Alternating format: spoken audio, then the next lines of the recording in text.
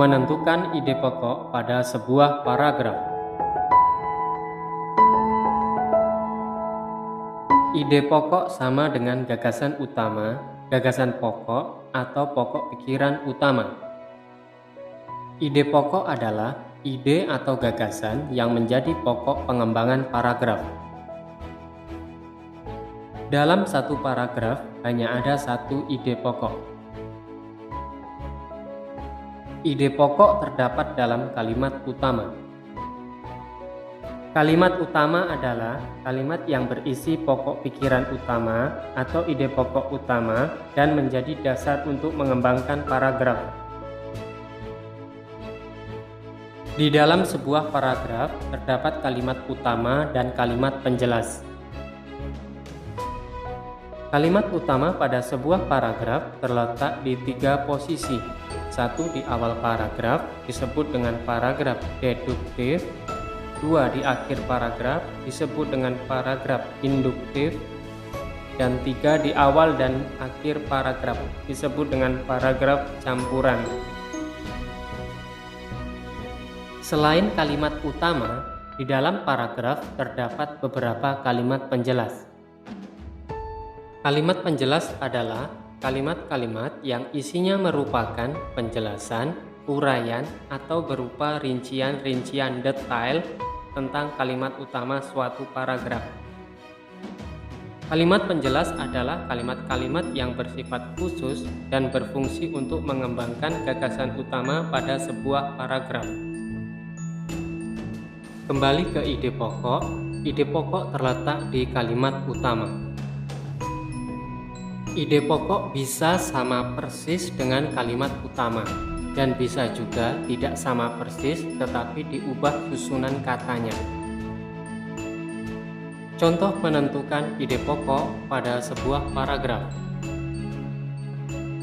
Contoh 1. Reptilia adalah segala jenis hewan yang berjalan melata atau merayap. Contohnya adalah ular, kadal, buaya, dan penyu. Mereka bertulang keras dan memiliki sisik pada kulit. Umumnya mereka bertelur di darat, walaupun ada juga reptilia yang melahirkan anak. Reptilia adalah hewan berdarah dingin. Suhu tubuhnya menyesuaikan suhu udara luar. Namun, hal ini tidak berarti hewan reptilia suka daerah dingin.